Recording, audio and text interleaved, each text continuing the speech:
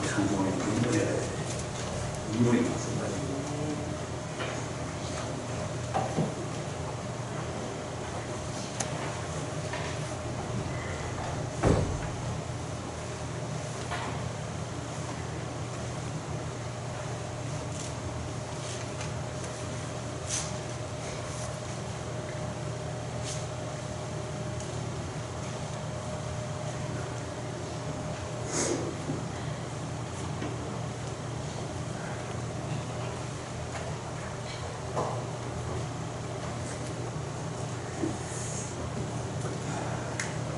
오늘 말씀해 주신 분은 죄와 은혜입니다. 이 세상은 죄와 은혜 속에 있습니다. 죄와 은혜가 놓여 있는 것이 있지만 그들은 같이 있습니다. 하나님이 인간을 창조할 때는 하나님께 영광을 돌리고 세상을 다스리도록 그렇게 만들어졌습니다. 그러나 원치 않는 죄 때문에 인간이 하나님의 영광을 돌리지 못하고 저주와 죽음과 멸망 아래 있게 되었습니다. 죄의 시작은 아담 하와로부터 죄가 시작이 되었습니다. 선한 것을 따먹지 말라는 하나님의 명령에 불순종했기 때문입니다. 이것이 하나님을 떠나는 계기가 되었고 하나님을 떠난 인간은 죄 아래 살게 된 것입니다. 인간이 하나님을 떠날 때 죄를 지을 수밖에 없습니다. 하나님과 인간이 같이 있을 때에는 죄를 짓지 않지만 하나님과 같이 있지 않을 때에는 죄를 짓습니다. 인간의 마음속에 죄를 지을 수 있는 공간이 생겼기 때문인 것입니다. 죄는 예배에서부터 나타나기 시작을 했습니다. 가인의 제사에 문제가 생겼습니다. 하나님 받지 않았다고 분을 품은 것입니다. 창세기 4장 5절을 보면 가인과 그의 정부는 받지 아니하신지라 가인이 몹시 분하여 안색이 변합니다. 인간에게 죄를 지을 수 있는 공간이 만들어질 때 사탄은 역사하게 되는 것입니다. 하와로부터 아담에게 가인에게로 죄가 나타나기 시작을 했습니다. 죄의 경로를 보면 곧 사탄의 경로. 죄의 경로는 사탄의 경로. 사탄은 예수님의 제자 12명 중에 가룟 유다가 돈을 좋아하는 것을 알고 사탄은 돈으로 유혹을 했습니다. 사탄은 죄를 짓게 만들고 하나님과 분리를 시킵니다.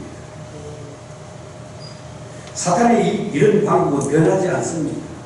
지금도 그대로 계속되고 있습니다. 아담 하와 중에 하와를 선택하여 죄를 짓게 했습니다. 가인과 아벨 중에 가인을 선택해서 분을 품게 해서 하나님과 분리시켜 동생을 죽게 합니다. 예수님의 제자 12명 중에 가룟 유다를 선택해서 예수님을 팔게 하는 그 죄를 짓게 만드는 방법을 오늘날도 똑같은 방법으로 세상을 혼란하게 하고 가정을 물이 뜨려고 하고 교회의 약한 고리를 찾아내어 분란을 만들고 싸우게 만드는 것입니다.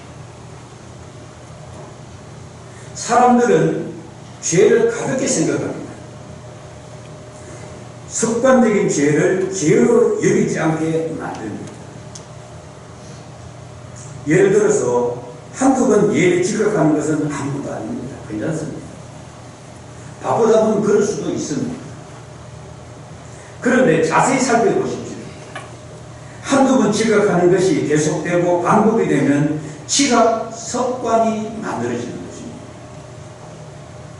어쩌다가 목사님이 예비 지각만이 나올 때 자기에게 말했다고 오해해서 자칫 시험에 들 수가 있습니다. 자기 보고 한 소리가 아닌데 그러다가 마치 목사님이 지각에 대해서 이렇게 말씀을 하는 것, 그 말씀에 보면 희열입니다.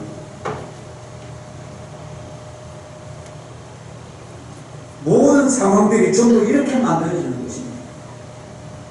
살펴보면 부부가 말다툼을 할 수 있습니다. 평생 살다 보면은 싸우게 되어 있습니다. 이거 아무런 문제가 되지 않습니다. 그런데 자주 다투게 되면 감정의 골이 쌓이게 되고 이것을 사탄이 이용하게 된다는 점을 알아야 됩니다. 싸우는 것은 문제가 아니에요. 그 싸우는 틈이 바로 사탄의 공간이 되는 것입니다. 이 영적으로 살려고 조금 이렇게 신앙생활 해보면 금방 압니다. 공동체에 일어나는 사건들이 전부 다 이렇겠습니다. 사탄의 이 전략은 죄를 짓게 만든다는 것을 알아야 돼요. 죄의 틈새에 사탄이 개입하여 분리시키고 이간질시키는 것입니다. 우리가 하나님께 예배를 드리고 기도하고 봉사하고 절기를 지키고 우리가 사역을 하잖아요. 하나님 일을 하지 않습니까? 성경 공부도 하고 기관장 회의도 하고 전도 집회도 하고 봉회도 하고 이런 모든 것은 하나님의 은혜와 직결되기 때문에 중요한 것입니다. 우리가 신앙생활을 등한시하고 교회생활을 적당히 하면 은혜가 떨어지게 되어 있습니다. 아무리 믿음 좋은 성도도 몇 달 쉬면 신앙이 바닥으로 떨어지는 것입니다. 불신자들이 살아가는 방식은 영적으로 볼 때 귀신 아래 살아가는 거예요. 죄와 더불어 살아가는 것입니다. 저들은 죄 짓는 것에 무감각해 있습니다. 귀신에 휘어서 살아가는 것입니다. 자신의 이익과 목적을 위해서라면 누구와도 다투고 싸우고 손해받았다고 느껴지면 피를 나는 형제도 죽이는 것입니다. IS가 이 IS의 지시로 카나다에서 일어난 일입니다. 지난주에 불륜에 일어난 사건. 아버지, 어머니, 형제들 싹 다 죽였습니다. IS가 죽이라 해가지고 죽입니다. 부모 형제들 다 죽였습니다. 이 난리가 났습니다. 문제는 국가가 이런 사실을 알고 있었으면서도 모른 채 한 것이 문제가 됩니다. 캐나다 당국이 조사에 나섰습니다. 자신의 AI 회사가 불이익을 당할까 싶어서 알면서도 묵인해 버린 것입니다. 그것이 문제가 됩니다. 죄와 은혜는 같은 선상에 있음을 알아야 됩니다. 뭐 죄가 나고 은혜가 높고 아닙니다. 죄와 은혜는 똑같은 선상에 있어요. 죄는 하나님을 거부하는 행위입니다. 죄는 자신의 판단을 기준으로 삼습니다. 언제나 자신의 판단입니다. 죄는 자신이 내리는 결정이에요. 은혜는 하나님을 받아들이는 행위입니다. 내가 죄가 있지만은 내가 하나님 은혜를 받았기 때문에 내가 은혜로 살아가는 거예요. 은혜는 하나님의 말씀을 기준적으로 삼습니다. 죄는 자신이 내리는 결정이지만 그러나 은혜는 하나님의 말씀이 기준인 것입니다. 은혜는 하나님의 결정을 따르고 거기에 순종하는 것입니다. 죄와 은혜와 같은 선상이 있지만 성도의 믿음에 따라서 죄를 지키기도 하고 은혜를 따라 살기도 하고 하는 것입니다. 그러면 결과를 보십시오. 죄와 은혜의 결과는 엄청납니다. 죄는 자신과 가정과 속한 공동체에 손상을 입히고 고통을 주고 피해를 줍니다. 이번 전쟁터를 보십시오. 지금 뭐 미국하고 이스라엘과 이런 전쟁이 난리가 났잖아요. 우크라이나는 이 러시아 전쟁에서 5년째 접어들고 있습니다. 우리 한국 전쟁에서 3년 만에 끝이 5년째 접어들고 있습니다. 전쟁을 일으켜놓고 정당하다고 이야기를 합니다. 양쪽의 생명이, 이 러시아 우크라이나 전쟁 양쪽 생명이 200만 명이나 죽었어요. 엄청납니다. 그 한 사람의 야욕 때문에 그렇죠. 이 보통 문제가 아니에요. 모든 환경에 죄가 미치게 되면 모두가 다 고통을 받게 되어 있습니다. 하나님의 은혜가 임해야 되겠습니까? 죄가 임해야 되겠습니까? 여러분의 가정에 죄가 임해야 되겠습니까? 은혜가 임해야 되겠습니까? 우리 교회와 국가에 죄가 임해야 되겠습니까? 은혜가 임해야 되겠습니까? 말할 것도 없어요. 하나님의 뜻이 세상을 구원하는 것인데 마귀는 세상을 망하게 하는 것이 그것이 마귀의 뜻입니다. 오늘 우리가 너무나 잘 아는 요한복음 3장 16절입니다. 하나님의 뜻은 세상이 구원을 받는 것입니다. 그러나 마귀의 뜻은 세상이 망하는 것이 마귀의 뜻이에요. 하나님은 예수님을 보낸 목적이 세상 구원입니다. 우리가 그것을 잘 알아야 됩니다. 우리가 이 땅에 있고 먹고 살기 위해서 온 존재가 아니라니까요. 돈이나 벌고 직장이나 다니고 사업이나 하고 그것이 삶의 목적이 아니에요. 세상 구원인 것입니다. 구원. 우리 성도들이 하나님이 보낸 목적을, 나를 보낸 목적을 잘 알으셔야 됩니다. 세상 사람은 돈 벌고 뭐 권력을 찾아 불평을 되고 그것이 목적이지만 그러나 거기에는 죄가 가득합니다. 우리는 그것이 목적이 아니다니까. 하나님은 자신의 아들을 십자가의 제물로 내어놓았습니다. 왜? 구원 때문에 그런 거예요. 그래서 믿음이 경지에 오르면 내어놓습니다. 깃도 내놓고 그것이 하나님을 위한 뜻이라면 다 내놓습니다. 생명도 내놓습니다. 성산 중에 생명을 내놓고 선교사하는 분들이 정말 많습니다. 조금도 아까워하지 않습니다. 시간도 하나님 앞에 내어놓고 생명도 내어놓고 뭐 뒷받침이 이건 좀 물론 큰 사람을 할 수 있는 일이지만 깃도 내놓습니다. 왜? 하나님의 뜻이라면 난 좀 간단히 내가 살겠다. 그렇게 하는 거예요. 예수님은 세상을 구원하기 위하여 하나님의 뜻을 따르고 순종한 것입니다. 오늘 3장 17절 하나님이 그 아들을 세상에 보내신 것은 세상을 심판하려 하심이 아니요 그로 말미암아 세상이 구원을 받게 하심이라고 했습니다. 하나님의 뜻과 목적은 구원이에요. 생명 구원, 가정 구원, 사회 구원. 오늘 3장 16절 하나님이 세상을 이처럼 사랑하사 그랬습니다. 세상은 전부 다 동식물, 인간, 모든 자연 환경 하나님이 세상을 사랑하신 거예요. 우리 인간만 사랑하는 것이 아닙니다. 하나님이 세상 모든 세상을 다 사랑하는 거예요. 하나님은 천지를 창조한 분이십니다. 하나님은 세상 전체를 다 사랑하십니다.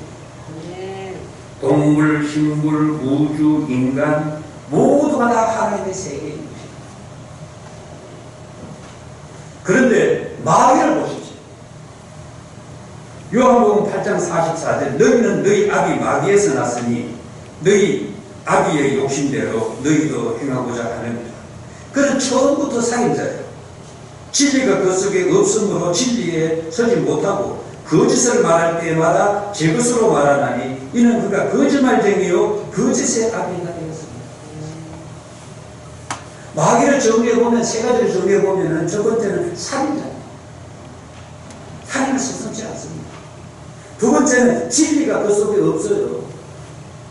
세 번째는 거짓말 할 때마다 제 것으로 말한다고 했어요. 거짓말 반복되지 않는 거예요. 예수님은 마귀를 거짓말장이며 거짓의 아비라고 딱 결론을 내렸어요. 죄를 가볍게 여기서는 안 됩니다. 특히 하나님 믿는 우리들은 죄를 무섭게 생각해야 됩니다. 조그마한 죄라도 여러분 큰 죄나 뭐 조그마한 죄나 똑같은 죄는 망하는 길입니다. 죄는 심판의 길이에요. 죄는 죄의 죄는 죽음의 정상입니다. 저주 아래 놓여 영원한 불못에 가게 하는 게 죄라니까. 이 땅에서 육이 죽는 게 끝나는 게 아닙니다. 여기 영원한 저주의 불못으로 가서 거기서 영원히 고통을 받는 겁니다.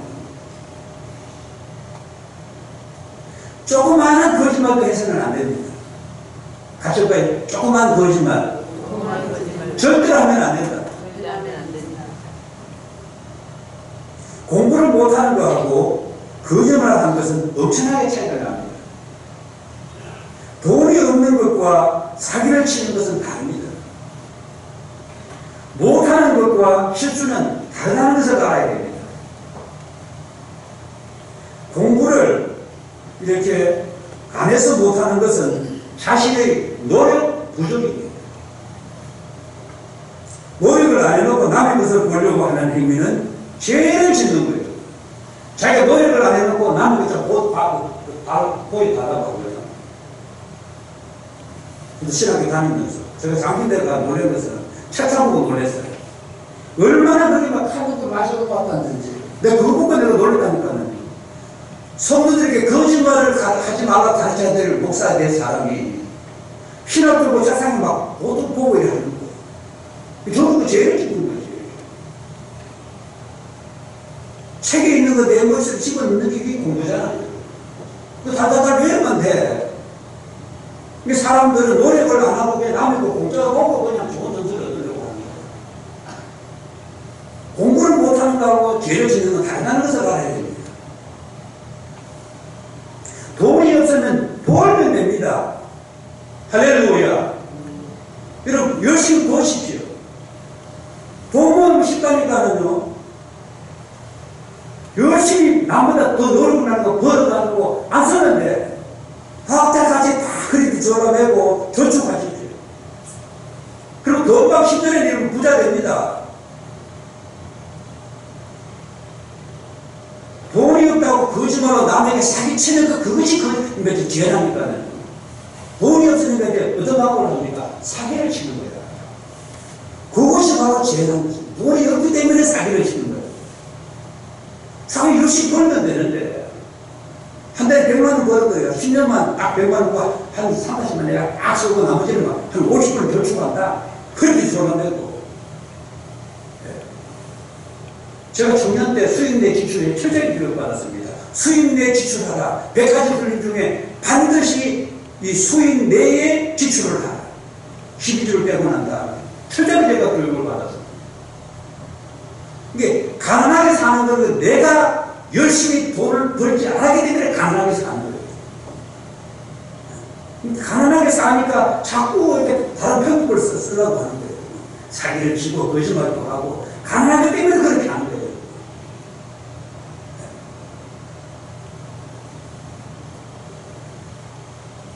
한 달 쓰고 죽게 하면서 1000만 원 빌리려고 아예 주지 않으려고 처음부터 거짓말을 하는 사람이 있어요.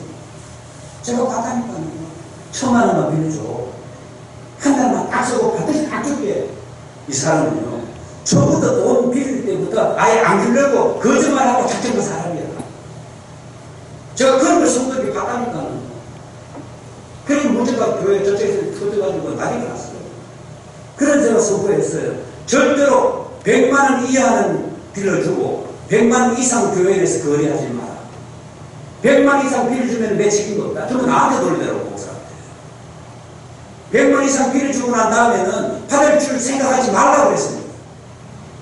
그리고 우리 교회들끼리도 좀 동거를 하는 분 있을 거예요. 내가 조사는 안 해가지고. 빌려주면 1번 못 받을 줄로 생각하고 빌려주시기 바라겠습니다. 왜냐하면 빌리는 사람은 거짓말을 작정하고 아예 100만 원만 꼭 빌려주시기 필요한데 한 달로서 안 빌려줄게. 안 줍니다. 주는 그 사람은 대단한 사람입니다. 처음부터 거짓말을 하는데 안 그러고 마음 먹고 빌리는데 이 죄라는 거죠. 이거 은혜가 왜 중요한 것입니까? 은혜는 죄를 이기고 죄를 덮기 때문인 것입니다. 할렐루야. 그래서 은혜가 충만해야 돼요. 은혜가 충만해야 죄를 덮어버립니다. 죄를 이겨버립니다. 죄를 짓지 않습니다. 하나님의 은혜를 입고 새 사람이 된 사람은 죄를 짓지 않으려고 얼마나 애쓰는지 몰라요. 구원이 어떻게 이루어지는 것입니까? 하나님의 은혜로 구원이 이루어집니다. 하나님이 준비해 놓은 예수 십자가의 구원을 받아들입니다. 공짜로 주고입니다. 이건 공짜가 아닙니다. 예수 십자가에는 하나님의 희생, 고통, 피, 그 속에 엄청난 것이 들어있습니다. 하나님의 은혜 때문에 우리가 내가 살아난다 생각할 때 우리가 은혜를 베풀 수밖에 없습니다. 이거 하나님의 은혜를 깊이 내가 묵상하고 이 십자가의 그 은혜를 깊이 희생을 묵상하고 내가 희생 안 할 수가 없어요. 그 제대로 우리가 십자가 사순절에 십자가를 체험하면은 내가 남에게 희생하게 되어 있습니다. 예수님의 그 십자가 희생 때문에 내가 살아나기 때문에 내가 희생하게 되는 그것이 삶입니다. 어느 목사님이 그때 너무 고생을 했습니다. 아버지에게 형님에게 학대를 당했습니다.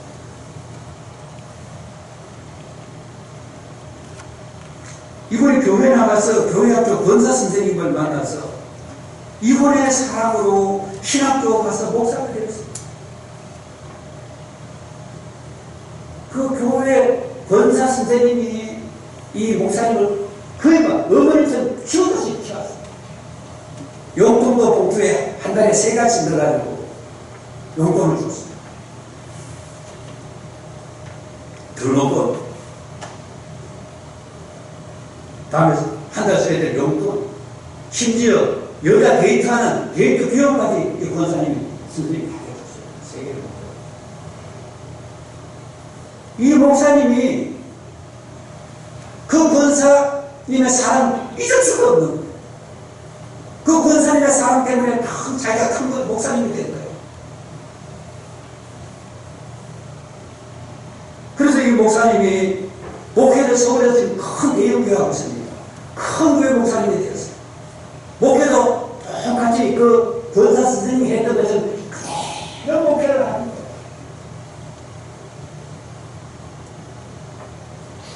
하나님의 은혜가 이렇게 큰 겁니다.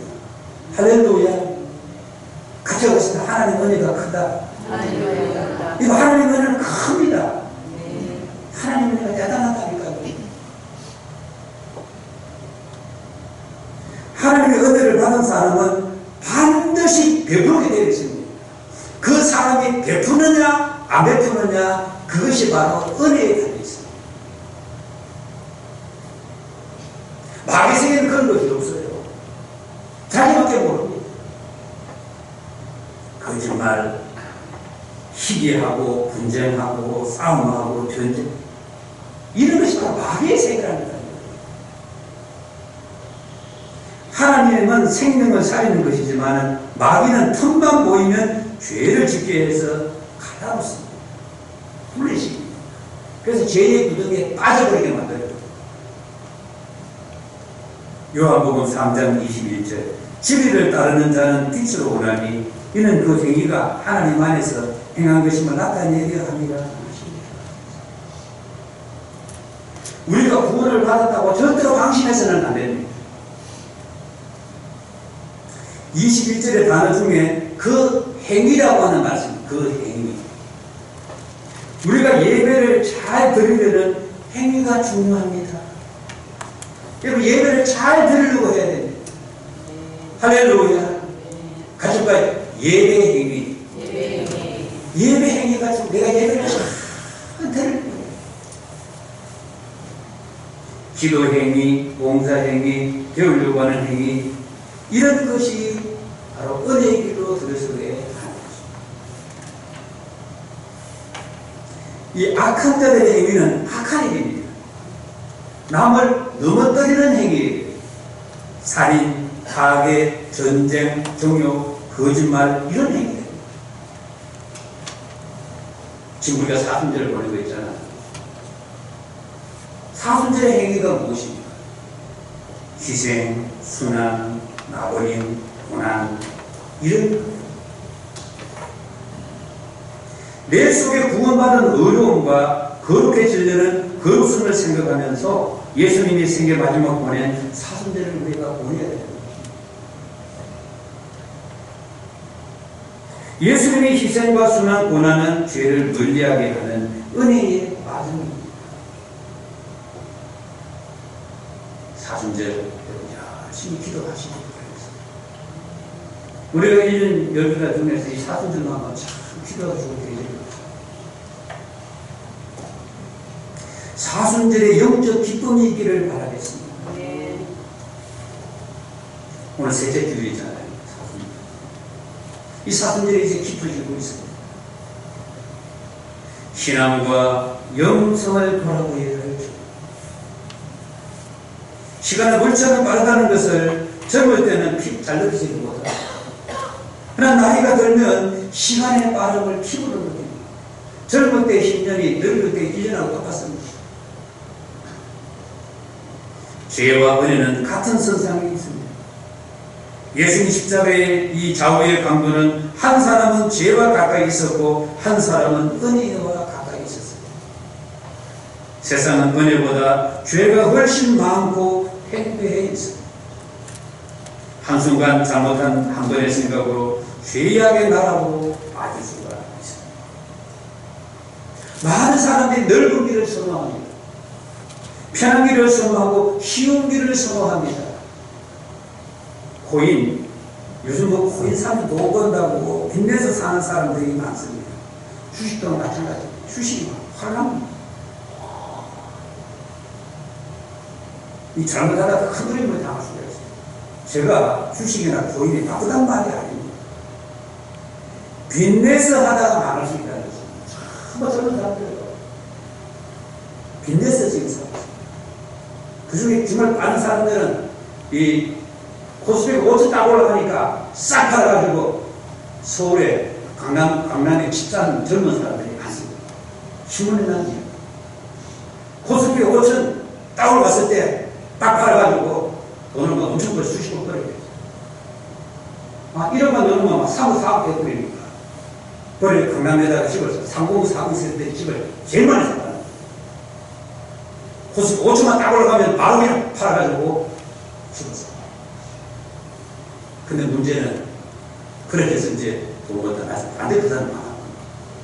돈 맛을 봤기 때문에 그렇습니다.